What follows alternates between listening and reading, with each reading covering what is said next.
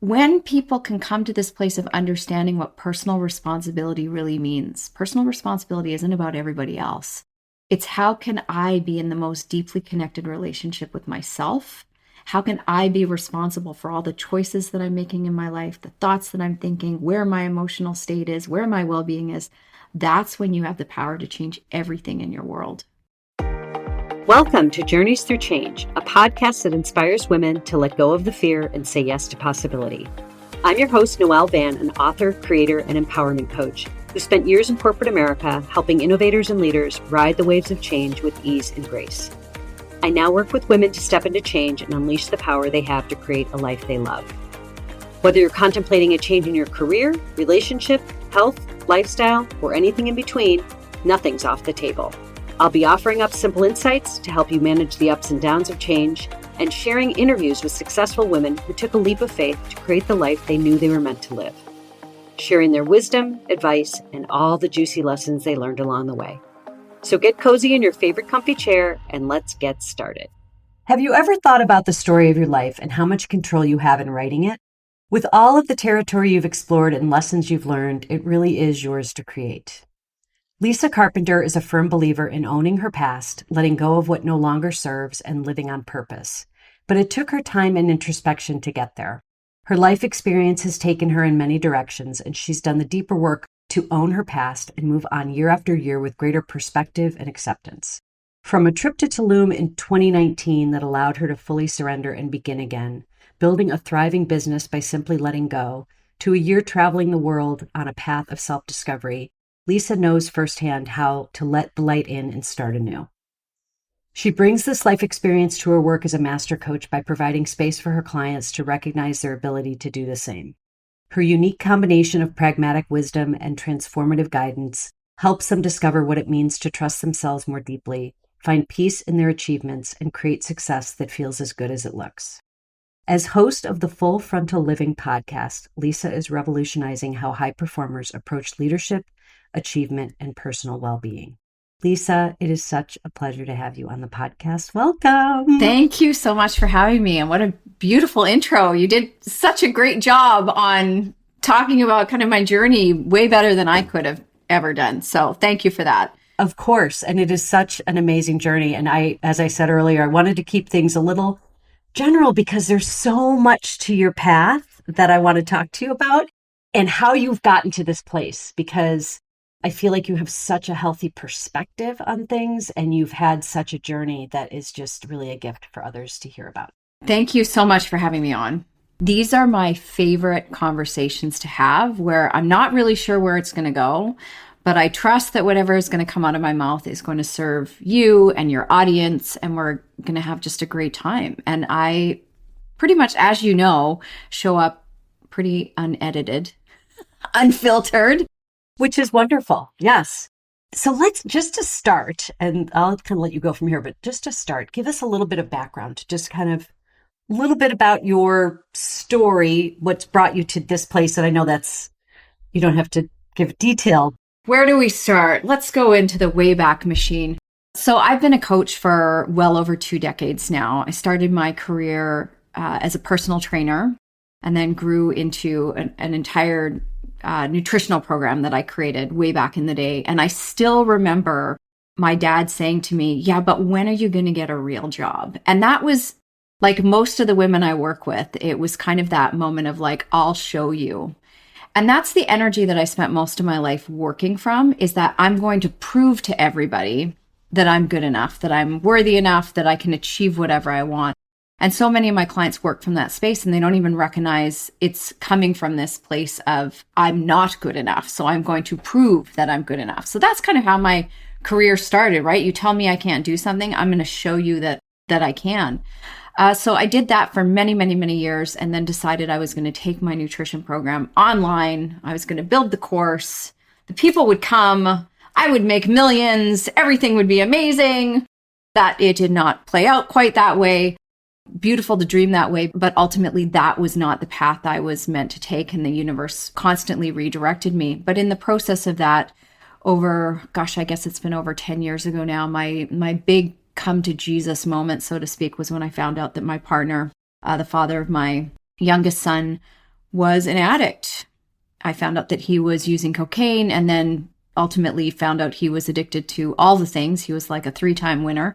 So off he went to rehab, and off I went on my own journey around what is here for me. So instead of going into that place of blaming him and being a victim of my circumstance, I really leaned in and thought, like, what in me was a match for this? Because I believe there's nothing in our life without our permission. I learned that from one of my mentors years ago, and it was a really hard pill to swallow. So I just really leaned into what's here for me. And I got my butt handed to me so hard, because after being a coach for, again, over a decade at that point, and then to realize, wow, I'm in a world of pain of my own making that I'd never seen before. I didn't understand codependency. I didn't understand that I was in patterns of proving, pleasing, perfectionism, approval seeking, you name it. I was just as addicted as my partner was, except mine were process addictions. So that was really the beginning of the unbecoming of who I thought I was to find who I truly am. Now that journey, obviously, as life does, did a lot of work, changed a lot of things. My business grew and thrived as I continued to grow and thrive. And then in 2023, the universe decided it was time for a massive up-level gift of growth again, we'll call it.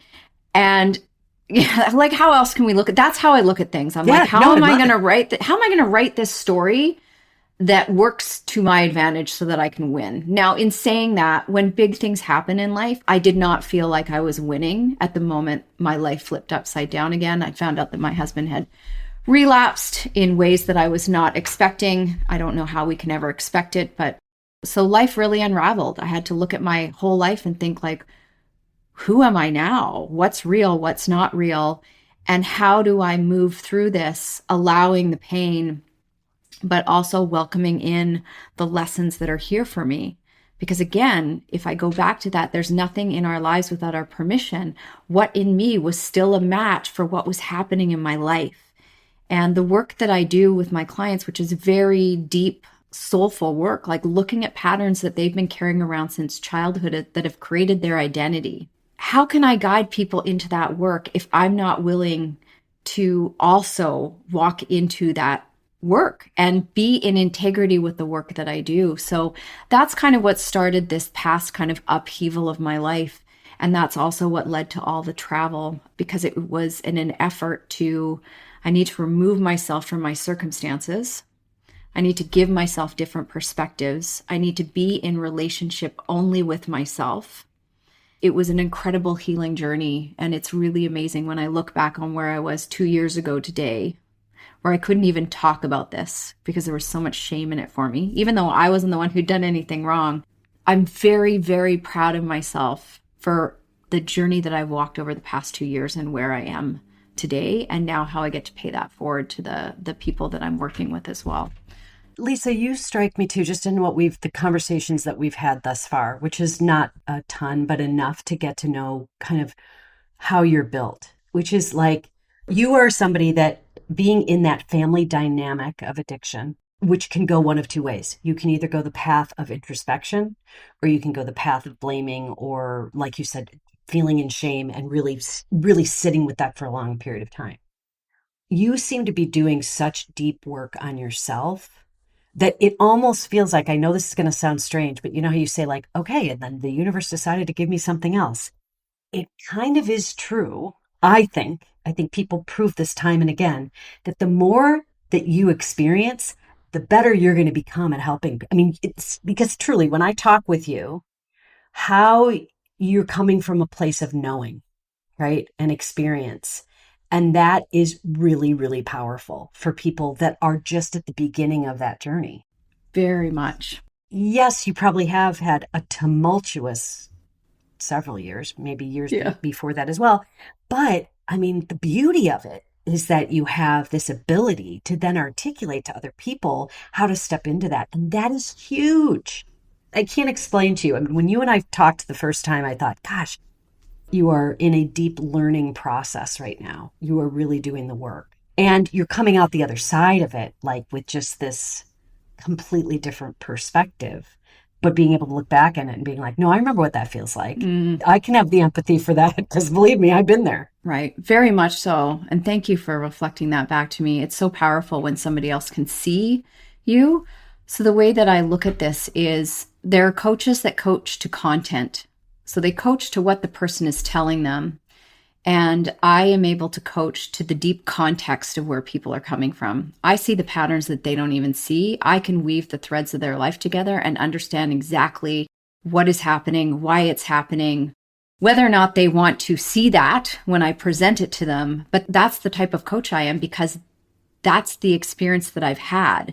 So it's like, don't tell me what's happening in your life. Well, you can, but I'm going to go underneath it to show you what's actually happening and what's actually causing this and what's here for your growth. So I have this ability to really marry the pragmatic side.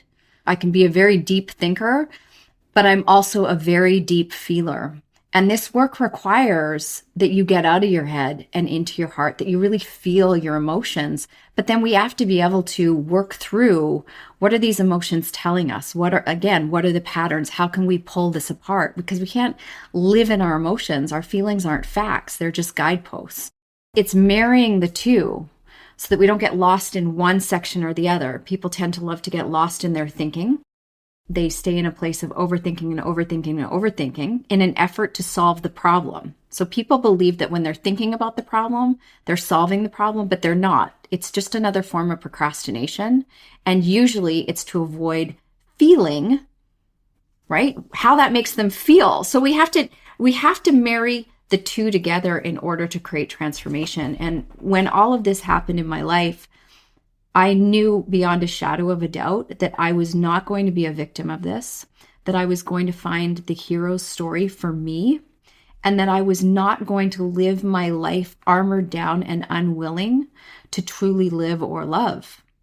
And that's what happens to most people. They stay in this place of fear and anxiety, armored up, protecting themselves, attached to the pain of what happened. And when we stay attached to our pain, we never move past our pain. So now the thing that happened to us or for us, if you want to look at it that way, that's no longer the thing causing us pain. How we relate to what happened to us, the stories we tell ourselves about what happened to us, the identity we create around that is what keeps us locked in our pain. And that's hard for people to let go of, which is why so many people end up medicated. Again, no shade on anybody's going on medication. But I actually don't think that that is the long-term solution for moving past the things that have deeply hurt us or caused us, we'll call it little t trauma in our lives. We have incredible power. And when people can come to this place of understanding what personal responsibility really means, personal responsibility isn't about everybody else. It's how can I be in the most deeply connected relationship with myself? How can I be responsible for all the choices that I'm making in my life, the thoughts that I'm thinking, where my emotional state is, where my well-being is? That's when you have the power to change everything in your world. Now, with that said, if I'm listening, I'm here listening to you, and I want to get out of my head and into my heart. Well, let me ask it this way. When did you first start to feel that you were able to do that? Like, do you have a moment? This is such a great story. I've told this story so many times, and every time I tell it, it still makes me smile. So when I first started my journey, well over 10 years ago, I went to my partner's rehab facility because they had a program for families. And I went there thinking like I was going to figure out how to be the best partner to my addict so I could help fix him, right? Classic codependency. Yes. Right? You get this. Yeah, totally. So I'm sitting in this room with all these people. This was a high-end, if you can call it that, like a high-end rehab facility. It was beautiful. So I'm sitting in this room and I've got like an appellate court judge and I've got, a police officer. Like these are professional people. And we're all sitting in a circle, kind of with our arms crossed, like trying to figure out what's happening, right? Because we're all like, we've got it together. What are we doing here? I'm not the problem. What am I doing here, right? But again, we're all there because we're like, we're going to fix our people. And I look around the room and it's like a kindergarten room, and all around the room there's pictures of faces with feeling words underneath. I kid you not. So picture words underneath. So happy, sad, angry, frustrated, resentful, like you name it. Because we were not allowed to say we were fine. Ooh, I like that. Yes, yes. Because my clients often say like they use fine with different inflections to reflect how they're feeling. But, I'm fine. I'm fine. Right? And it gives out this, I'm fine. So we were not allowed to use fine. So in that room, every day we had to check in and say, how am I feeling? And we would legit look around the room and be like, okay, what am I experiencing?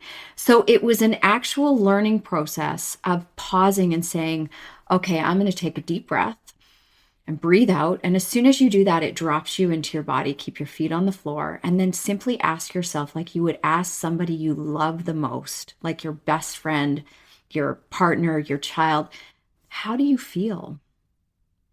And then I would answer that question. Oh, I'm feeling a little bit anxious, or I'm feeling calm, or I'm feeling content. So it was a process of learning to tune into what am I experiencing? And I even go so far with my clients. You can Google it. It's called a feeling wheel.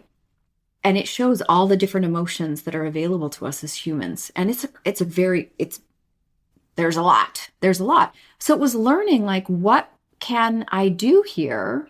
How can I learn about all the feelings that I have available to me? And how can I practice 2-3 times a day to just pause and ask myself how I'm feeling? So that's how I learned to feel. That's how I learned to identify like, oh, I actually feel quite anxious all the time. But I never felt it because I would just get up and like, let's go. So that's how you move from your head to your heart. What an opportunity then, because being in interaction with someone that you're a family member that you're helping, or that is obviously you're seeing that it is a family dynamic. And in any situation, this is just one example of it, but giving you the opportunity then to express how you feel. Because I can remember, and being in addiction recovery that I've been in for 13 years, believe me, it took me a long time to really get back into my body, first of all, to understand not only what am I feeling, but how does that feel in my body? Like, what am I experiencing? What is the physical attributes of this? But it also then allows you to then, when somebody asks you, a loved one, right? It's not just like, I'm fine, and you walk out the room, but you learn that language, which I think is so powerful. And a lot of people don't realize that they don't understand that. So I can imagine you with your clients, is there a lot of like introducing them to the language of feeling too? Very much so. The type of people that I'm working with are very successful, and they've gotten there not because of how they feel. Yes. Right? They've gotten there because they're proving, they're pushing, they're working hard. They've gotten there because they've suppressed their feelings and they've just pushed through. They've done the things. And I might add, they've been rewarded for that as well. They have been rewarded for that. But the irony is they create all the success for themselves, and then they feel like, where's the reward? I don't actually feel fulfilled. I don't feel peaceful. I don't feel happy. I've ticked all the boxes. Where's my extraordinary life? So it's learning how to walk them into, okay, we got to start identifying what is actually going on for you. What are the feelings that you are experiencing that you've been avoiding your whole life? So let's look at this pattern. If you weren't doing things perfectly, what would that cause you to feel? And starting to link them so that they can see, oh, this pattern, if I don't do that, this is the discomfort that I feel. So if I do things messy, right? We were talking just before we went live about our podcasts.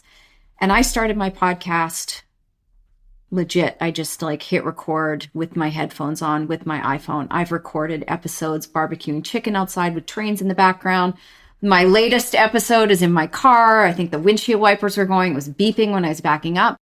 Because it's more important that my message comes through than I stop and pause and make it perfect. And I used to be Little Miss Perfect, because if I looked good enough, if I sounded good enough, if everything was just polished and I was a little bit robotic, then nobody would judge me and I wouldn't feel like I wasn't good enough, because that is not a good feeling, right? That shame of not feeling good enough, because that's what That is, it's shame. When I started to do things messy, it was so vulnerable. It was so terrifying. The discomfort that I chose to sit in was so powerful. But this is part of the nature of this work. You cannot do it without expanding your capacity for discomfort. It's not possible. Because if you feel comfortable doing what you're doing, you're probably in a pattern. Right. You're probably not getting past it, right? You're still in the middle of it. Correct. So did you used to watch Seinfeld back in the day? Oh, of course. Of course, right? Do you remember George Costanza? He got so fed up with himself. So he's like, I'm doing everything opposite. If I wouldn't talk to the girl, I'm going to talk to the girl. If I wouldn't wear those clothes, I'm going to wear those clothes, right? And he's like, oh my God, my life is amazing when I'm not George. Yes. That is transformation. Discomfort. The more work that you do, I'm saying this from personal experience, okay? I'm not going to speak for anybody else. The more work I've done on myself, the more curiosity comes to the surface about what that would be like. Even when you and I were talking about the podcast, I was like, yeah, that's kind of interesting. I do have a little bit of a formula here. And I mean, I was groomed, I worked at, Apple, and that was, you were supposed to be doing things a certain way and you showed up a certain way. And so it's just muscle memory. But when you think about the opposite of that, it's kind of like you either get that feeling of, oh God, or that sounds kind of fun. Right. That energy is like being like, oh my God, I don't know. Or, oh my God, I don't know. Yes. Right? Like that's the difference in the energy. And because you came from corporate, there's rules, there's boxes, there's formulas. And so much of this life and this work, this deep transformational work, is realizing that everything is made up. There's no rules. There's no boxes to tick. You can do whatever you want, providing you're willing to be in the discomfort of what that is going to take. So there are people we watch who like boldly speak out about things that maybe I don't agree with. Like I know there's lots of flat earthers out there. Okay. Right. Kudos to them though, for having the courage to just be like, the earth is flat. Okay. But that's what I mean. Who am I to say, oh, you can't speak out about that because that's not true?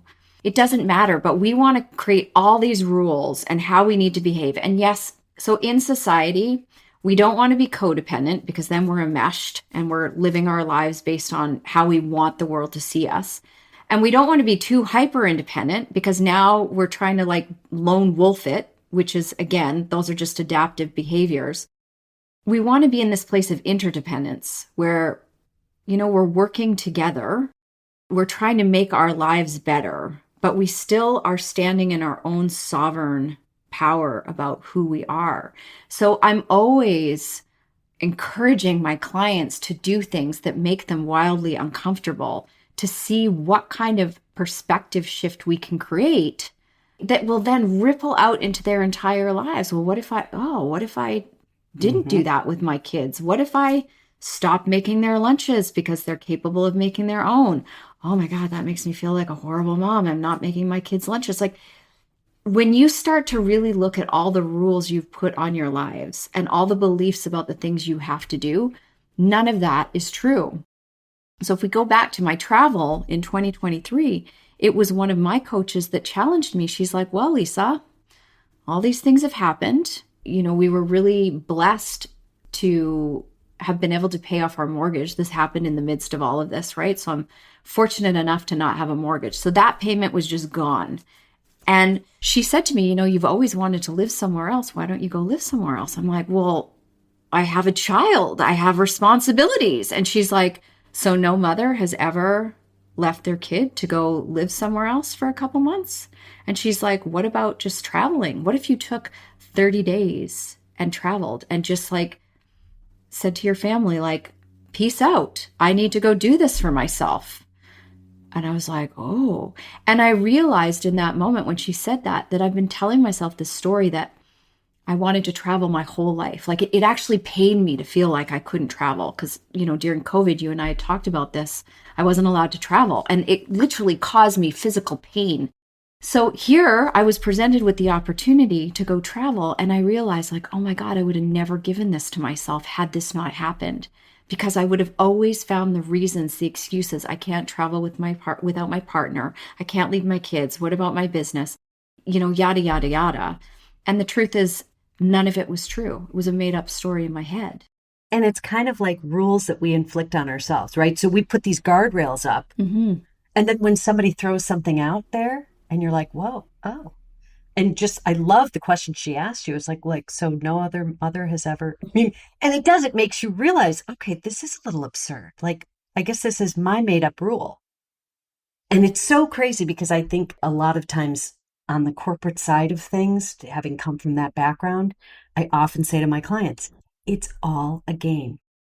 It is all a game. And they're kind of like a little bit taken aback by that because, of course, it's internally, it feels so serious. And this is, well, wait a minute, no, it's not. It's very, but when you look at it within that kind of perspective, and when you say it's just a story, it's like, wow, I can create a new one. I can write a new one right now. And it's very empowering when you start to realize that they're not even your stories. So this thing with travel, right? I'd been talking to my dad and I was telling him I was going on another trip because I'm off to Fiji next week. And he's like, I just don't understand why you would travel without your partner. And I was like, there it is. My parents taught me that you don't travel without your partner. You don't travel without your family. That's just wrong. That's not the way we do it. So this is really hard for my dad because he's watching me live a life that is so outside of how he was raised and what he believes. And I think that this is part of this is as adults, we get the opportunity to look at all the things we learned as children and go, wait a minute, is that my truth? Is that my story? And how do I want to rewrite this? So I'm like, oh, no wonder I always put travel off because I was waiting for my partner to be ready. And he's like, I need to do this and I need to do that and blah, blah, blah. I'm like, okay, I'll wait for you. Because the internal dialogue was, it's not okay for me to travel without my family. That is so key though, because when you think about the generational, like the background of that, because it's true. I mean, think of how we were brought up. We were brought up in a generation of people that had a very different set of rules. And until you start to recognize that, it's kind of like, well, I don't know. It's just kind of in the back of my head that that's not what you do. But that is such a good point because it's true. I mean, and once again, it completely goes against all that you think is right because of what somebody else has been saying to you or intonating to you throughout your life. COVID years, without diving too much into COVID years, right? They were interesting years for all of us, regardless of your perspective. That's irrelevant. But finding my voice. So I was not always in agreement with my parents about this. And what I came to realize is, my whole life, I've always had a voice, but then I was always told, you don't get to have a voice. Like you need to toe the line. That's what most of us are taught in school. Like follow the rules, sit down, read the book. Don't be too much. Don't be too much. And I would always push back with teachers. I'm like, okay, help me understand why I need to do algebra because I'm not that great at math and I'm pretty sure I'm not going to be, whatever.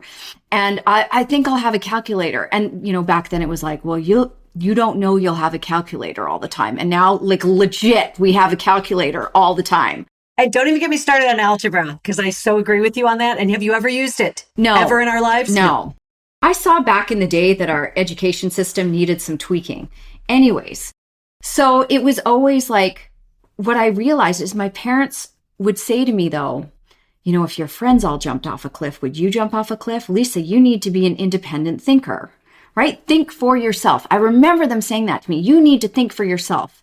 Unless it's us telling you, then you need to think like we do.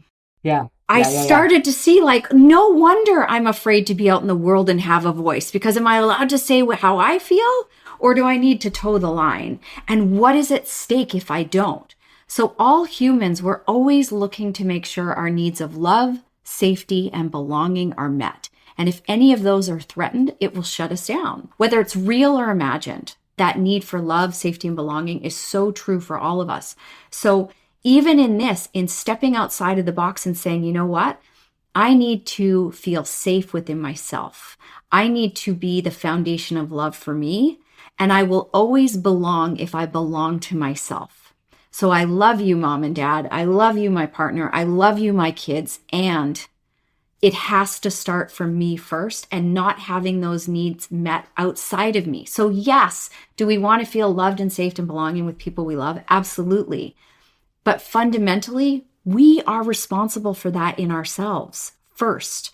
And that's what this whole journey has been about. That's what all of my work with my clients is about, is helping them understand they have to stand as sovereign beings. They get to. When they know who they are through and through, it doesn't really matter what the world throws at them. They'll be a safe port in the storm, so to speak. I love that. I want to hear, I'm very curious about this trip to Tulum that you had. Oh, in Back in 2019? 2019, yes. I feel like there was so much to that. If you're willing to share. Absolutely. So 2019, oh my God, I can look back on that year too, and there was so much going on behind the scenes that I didn't know that only came to light in 2023. So it's kind of a full circle moment. So in 2019, I was on my first business retreat. This was the first business retreat I had invested in with my coach. It was a big deal. Like, it was a big deal for me. And I had been so beaten down in my business at this point. So it felt like nothing was working. Nothing was coming together. I was trying so hard. I was working so much.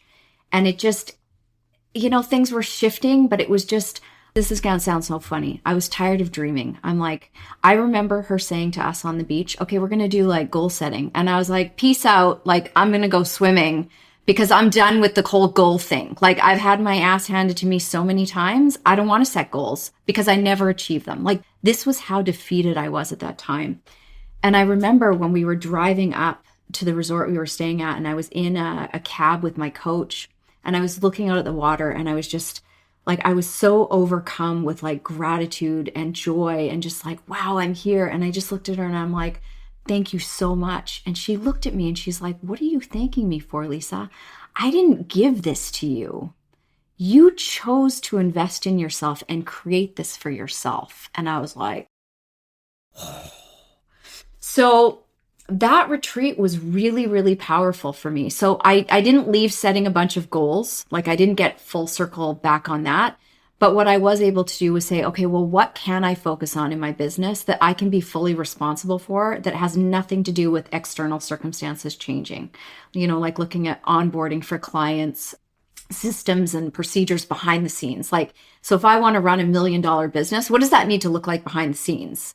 Let's work on that kind of stuff. So it was a really powerful moment. There were things going on with my partner at the time, and I had just set such a powerful boundary around like, listen, this is where I'm going. Like, if you want to stay down here in Suffertown, have at her. I'm going though. So this is either going to work or not. You get on the train or I'm going to stay on the train. Like, I don't know what else to tell you. And I was very calm. It was this moment of complete detachment from the circumstances that I was tolerating and stepping into what I wanted. He started his path then. And of course it still went awry, right? I can't control that. So 2019 was this, Tulum was this, I mean, I remember standing in the water and just bawling my eyes out as, saltwater to saltwater. I find the ocean incredibly cleansing.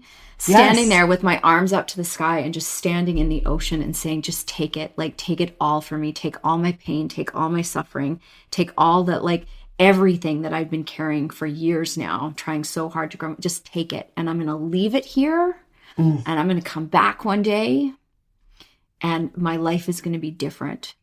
And in 2020, what was it? 2022, I returned to Tulum with my partner on a vacation that I paid for solely myself because my business provided. Like, I was able to do that. That was always a dream of me, to just be able to take that vacation. Flew first class. It was amazing. And then just this past year, I was just back in Tulum.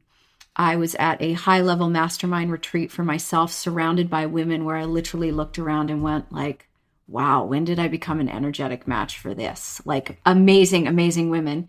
And I hosted my first one-to-one retreat where my client flew in to coach with me for 3 days on the beach of Tulum. So we ate guacamole while we sat and had deep conversations and shifted her life. And she walked away with profound shifts. And I was like, this is my life. But in 2019, I was crying in the ocean saying like, please take it. Help me let go so that I can step into what's coming. And that surrender moment was really what moved me forward. That is so amazing. Well, and you also, I love that paired with this surrender and letting go, you also kind of built this container for you to build your business? Like you said, you were doing kind of the back end work, but it's almost like preparing for it to arrive. You know, one of my mentors says to me, you have to work from point B. So you don't work from where you are to where you want to go. You look at where you want to go. What is that final destination? And then you say to yourself today, am I making decisions based on me already being there? And that's really how I live my life now. So it's bold, it's courageous, it takes a tremendous amount of discomfort. And usually, like, what am I doing here? But knowing, like, my identity today, I have to work from the identity of who I want to be, not who I am today. This is why tools like alter egos can be really powerful, but just so now I don't have a problem. So here's what's changed for me, just to go back to this whole, like, I'm not setting goals. I never get my goals. The problem was I was setting goals and I was attached to the outcome and I was attached to getting them in the way I wanted them. So I wanted what I wanted in the way I wanted it. And now I set goals and visions. I'm not attached to whether or not they happen in the way I want them to happen or if they happen at all. But what I do know now is when I have that vision and I'm working from being there, I'm going to get closer to there than if I didn't have the vision. But I can't have the attachment to things, whether it's to other people, places, things, you know, someone loving you, the business being a certain way, money in the bank. When we're attached to specific things, that's what causes us so much pain and suffering. Yeah. The how, the how that we get so worked up and you're like, well, I know it's going to happen this way. I mean, this is how it's going to. And then, of course, you get, once again, thrown on your rear when you realize it didn't happen that way at all. But you got something even better. Because I always have come to realize, like, it always seems to be something even better than what I anticipated or I envisioned. But that is like a real, hate to use the word discipline because I know that's going against kind of the letting go, but like that takes a bit of discipline to say to yourself, no, I got to let go of this. I want to be here, but however that looks, that might be a completely different way of getting there. There may be different steps I'm going to take, but just trust. That's the thing. I think it's really trusting. And I mean, in my business, it is so great to hear that from you because I get stuck a lot in that. And I mean, there's days that I'm better than not. We have our days, ups and downs as entrepreneurs. It's just the way it goes. But there are days that it's like, why is this log jammed? Why am I feeling like this is a log jam? And the moment that you kind of go, well, okay, I'm gonna keep my head up. I'm gonna have a good day. I'm gonna have some good connections. I'm gonna meet some interesting people, and I'm gonna see where it goes. Right. That's when the stuff starts to move. Absolutely. So most of that comes from this unconscious desire to get it right. Because if we get it right, it won't hurt. We won't feel the pain and discomfort of getting it wrong or not achieving our goals. It's painful. So this is why we can get into this loop and letting go. So to me, that surrender and that letting go, surrender is really about handing it over, right? It's not passive. It's actually active. I'm going to hand this over. Like there's nothing I can do here. All I can do is be responsible for what actions I can take. So draw the circle outside of your feet, everything inside the circle you can be responsible for. That's it. Right. Yep. So letting go to me, although sometimes it takes a while, depending on the circumstances that you're trying to let go of, can take a while. The letting go is the easy part. The hard part is being responsible for staying committed to the fact that you let it go. That means you can't go and pick it back up again. Yeah. Right? It's like, so if you're going to let this go, right? So I think I told you the story. I sat on the beach in San Sebastian holding this rock. This rock represented this pain that I was starting to get attached to and was starting to become my identity. And I sat there all day and I'm like, Lisa, you're not getting on the plane to go back to Vancouver until you get rid of this rock. Like, do you really want to carry this rock around with you? Because I'd already carried it all through Spain, down into Africa, back up. I was like, oh, my rock, because it represented this pain that was going on in my life. And I remember saying to myself, like, why I was so holding on to that rock, why I struggled so hard to let it go is because I knew once I let it go, I had to stay committed to no longer following or entertaining the painful thought loops that wanted to pull me back into the pit. So it was saying to myself, okay, if you're going to throw this rock, which I did, then it was like every time I had a thought come up, it was like a thread, right? If you pull the thread, everything's going to unravel. I'd have to say to myself, Lisa, we are not holding our attention on or pulling the thread of that thought. You let it go. So stay committed. Yes.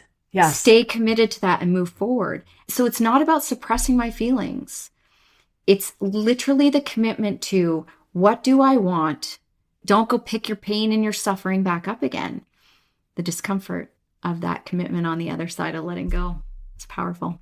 Well, and I mean, there is, some might say, comfort in pain. It's what you're used to. It's the devil you know. So there's that propensity to want to just go back to something that you think is going to make you more comfortable, but it's what's holding you back.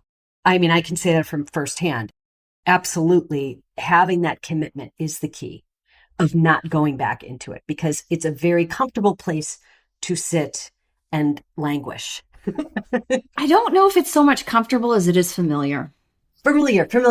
Yeah, we like familiar and we crave certainty. Certainty makes us feel safe. So the certainty of what we know, the familiarity of what we know, feels so much safer at an unconscious level than the unfamiliarity and the uncertainty that comes with the commitment on the other side of letting go. Because now you're in territory. Like, who are you without your pain? Who are you without your commitment to suffering? Because many of my clients, when they come to me, like I said, they've accomplished many things, but they are so committed to being in their suffering, working hard, doing all the things, being overly responsible. They're so committed to that because they don't know how to not be that way. Because not being that way is wildly uncomfortable for them. Yes.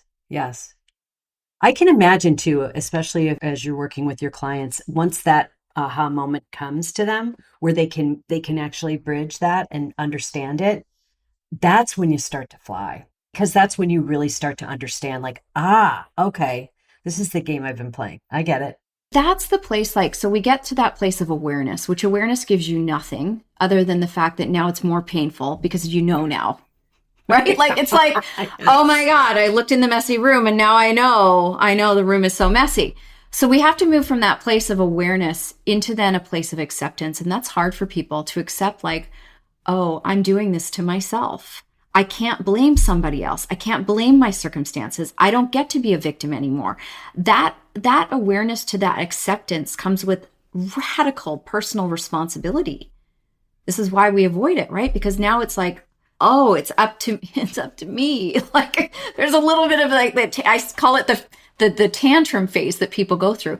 It's getting to that place of acceptance. And acceptance isn't saying like what happened was okay. Acceptance is no longer wishing or believing that it hadn't happened or that it didn't happen. It's accepting, like, this is where you are. You don't have to like something to accept it. And I don't care what it is in your life. If we talked about weight loss, people would be like, I don't want to accept my body. Okay, well, have you ever seen anybody transform from a place of abuse and torturing themselves? Probably not. But they're afraid if they accept where they are, they'll never change. But the truth is, acceptance is the gateway to change, because now we can move forward with a different energy instead of all this resistance around, I hate what's happening in my life right now. So we move from acceptance, and then from that acceptance, then they're able to move into a place of taking different actions. And that might be having hard conversations. It might be staying committed to not following that habit thought. It might be doing the things you've been avoiding doing.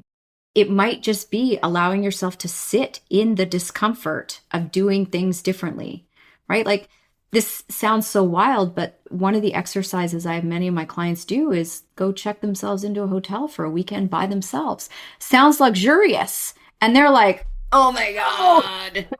Oh my God. I'm like, you by myself the whole time. Yeah. Correct. So they say they want this, but when the push comes to shove, they're like, what am I going to do with myself? What do you mean I can just stay in bed and watch Netflix or take a bath or read a book and have nothing to do?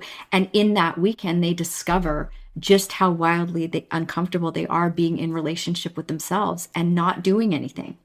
Right. And in the doing nothing, that is doing something. Yes. I mean, and I had a coach of mine tell me one time long ago that I've never forgotten, change is rest. And I was like, what? Like, what are you talking about? Because of course I was all worked up about something not happening the way I wanted it to happen. And he was like, change is rest. More things happen when you are doing nothing than you will ever know. But I think you bring up something that's really interesting that I know that as coaches, we see this a lot, which is being in the silence is what brings the stuff up, right? Like, we know this. And so to say to somebody like, you're going to go to a hotel and I mean, especially if you're trying to avoid things that are actually happening, that's where the deep work happens. Yeah. I talk about rest as being a success strategy. It's so underrated. Right. Even if somebody were to take an hour, no pen, no paper, no music, nothing, you can't do anything but sit in silence for an hour. I know for me back in the day, that made me want to crawl out of my skin. But when you sit in silence, you actually start to hear what's happening up in your brain 24/7. But you're so busy doing the things, you're so busy all the time that you can't hear it. But your behaviors are constantly trying to get away from what you're feeling on the inside, because your thoughts and your feelings are linked. Yeah. Whatever you're feeling, you're going to be thinking. Whatever you're thinking, you're going to be feeling. Like, they fuel each other. So Totally. when you get into silence, even if it's 10, 15 minutes a day, like, I don't want to, some people are like, an hour, I can't do that. Okay, well, you can do 5, you can do 10 minutes, and see what discomfort comes up for you. See what are you actually thinking? Like, it's really, really powerful. And the way that I look at it is, we are constantly looking, at least my clients, right? They're very deeply caring, empathetic people who want to pretend that they're not feelers. And they love being with they care a lot about their people, right? They love deeply. And I say to them, would you ever turn down an hour with somebody you truly loved to spend time with them and to deeply connect with them? Would you ever turn that down? And the answer is always no. And I said, but how often are you turning down the opportunity to be in relationship with yourself? And what does that say about the relationship that you're having with yourself if you're not willing to sit with yourself alone in a room? Like, you can't even be in your own company.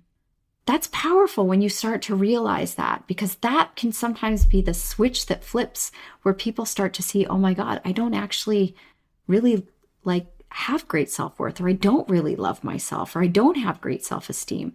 And some of the most successful people I know, and I would put me in this category as well, it is a hard gut punch when you realize that you are working from stories of not feeling good enough and not feeling worthy enough. My most successful people don't feel successful, ironically.